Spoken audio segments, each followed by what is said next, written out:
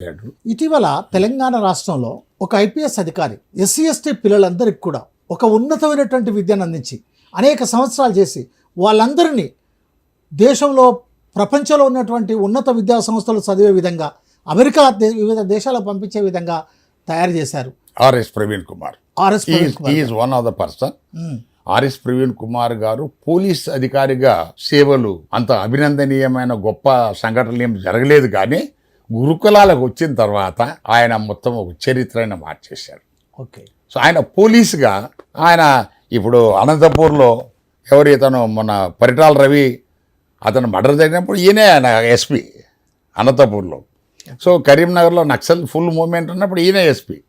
So పొలిటికల్గా పోలీస్గా ఆయన మనకు వినూత్నమైన పద్ధతిలో ఎస్సీ ఎస్టీ సామాజిక వర్గానికి సేవ చేయకపోవచ్చు, కానీ గురుకులాలకు వచ్చిన 7 సంవత్సరాల్లో సో ఎవరెస్ట్ శిఖరం అంత ఎత్తుగా ఆయన పిల్లలను తయారు చేశాడు.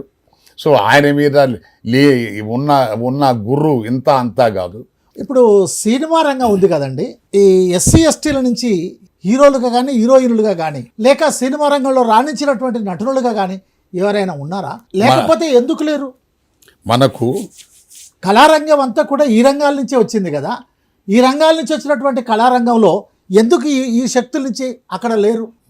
మనకు ఒకసారి జల్లెడ అది టార్చ్ లైట్ వేసి ఫ్లడ్ లైట్లు వేసి వెతికితే బాలయ్య గారు ఒక ఆయన కనిపిస్తారు. బాలయ్య గారు ఎవరు? బాలయ్య గారు? బాలయ్య గారని ఈ మధ్యన నందమూరి బాలయ్య కాదు కదా? అదే ఆయన కాదు, అదే బాలయ్య గారని. ఆయన ఈజ్ అన్ ఇంజనీర్. ఆయన చాలా సినిమాలు తీశాడు, చాలా సినిమాల్లో ప్రముఖమైన పాత్రలు పోషించాడు, హీరోగా కూడా చేశాడు. మనకి ఇక్కడే హైదరాబాద్లోనే నాకు కూడా బాగా పరిచయం. ఆయన 90 years ప్లస్లో చనిపోయాడు ఈ మధ్యనే. ఆయన ఒకడు మన కంటికి కనపడదు. తర్వాత ఇతను కొంతమంది కెమెరామెన్లు హైలీ టెక్నికల్ ఈ ఫీల్డ్లో ఉన్న వాళ్ళని కూడా ఒకసారి 2 సార్లు ఛాన్స్ ఇచ్చి ఇటు పలాండోడని తెలిసిన తర్వాత ఈయన తొక్కేశారు. సో మనకు ఐఈ కుమార్ అని ఎంఏఎల్ఎల్బి ఇప్పుడు గోదావరి జిల్లాలో ఎంపీడీఓగా చేస్తున్నాడు. అతను చాలా సినిమాలకు కొన్ని సినిమాలు చేసి అతను రైజ్ అవుతాడు అనుకుంటే అదే ఇటు పలాండోడు క్రిస్టియనోడు అని సరే వదిలేసి ఆయన ఉద్యోగం. సో ఏదైనా సరే ఈ రంగంలో కూడా రానివ్వలేదు, రానివ్వలేదు. రాణించగలిగే అటువంటి వాళ్ళు ఉండగానే వాళ్ళని అభివృద్ధి కానివ్వకుండా తొక్కిపరేశారు.